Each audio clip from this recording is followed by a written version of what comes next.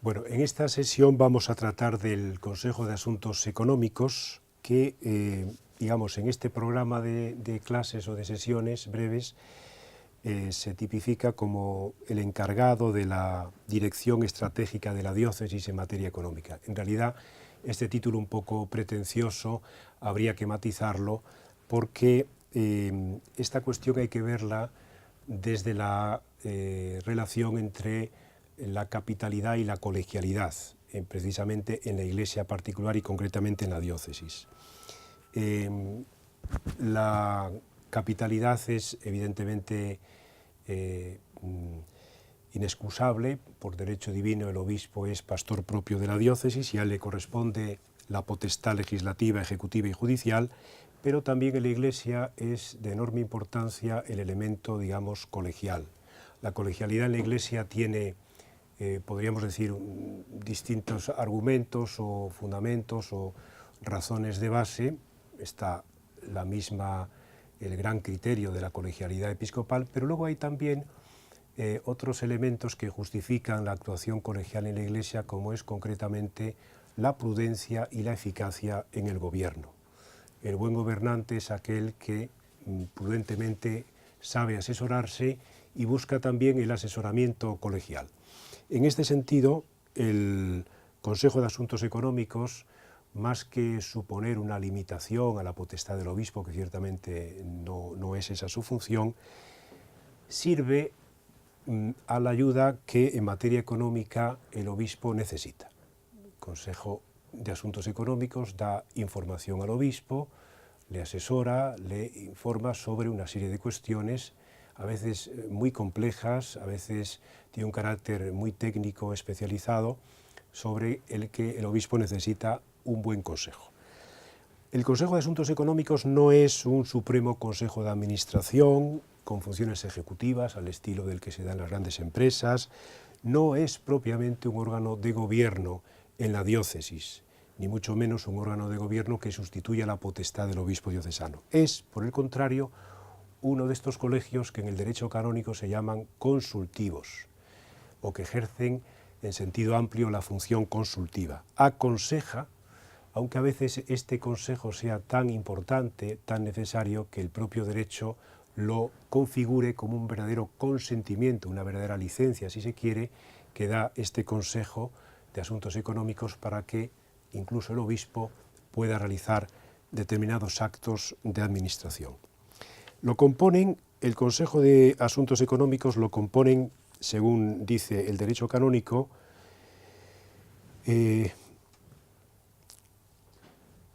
consta al menos de 3 fieles designados por el obispo que sean verdaderamente expertos en materia económica y en derecho civil. Esta es la cuestión fundamental, y de probada integridad, honradez, por lo tanto, y experiencia, preparación. Sus funciones, además de otras que le atribuye el derecho canónico concretas, con carácter general, en el canon 493 se dice que le corresponde, de acuerdo con las indicaciones recibidas del obispo, hacer cada año el presupuesto de ingresos y gastos para todo el régimen de la diócesis en el año entrante y aprobar las cuentas de ingresos y gastos a fin de año. Es decir, tiene una función presupuestaria de gran importancia para el planteamiento o la preparación del plan de ingresos y gastos de la diócesis. Quizás habría que añadir también que, siendo como es un consejo, un órgano que tiene un fundamento de carácter técnico,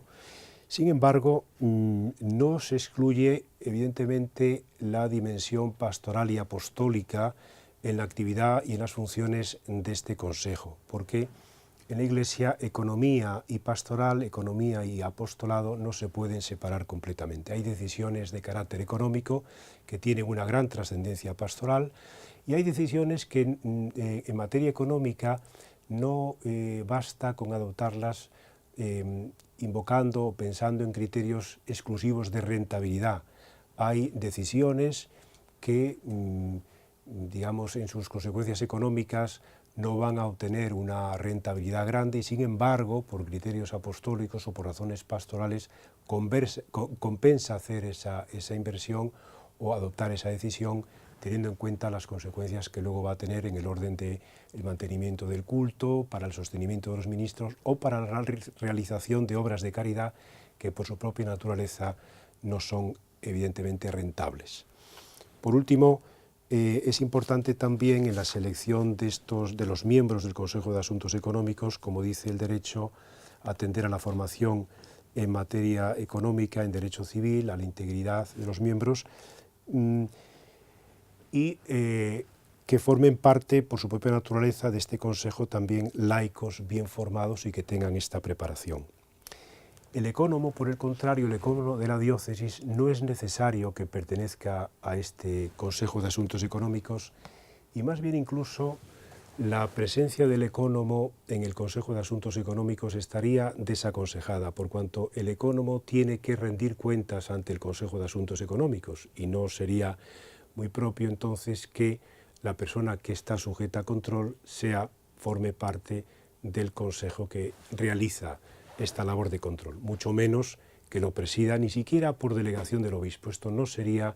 una buena medida, precisamente porque podría condicionar la independencia necesaria, la autonomía y la libertad que en este tema, de acuerdo con el derecho, corresponde al Consejo de Asuntos Económicos para controlar la realización efectiva del presupuesto de ingresos y gastos en la diócesis.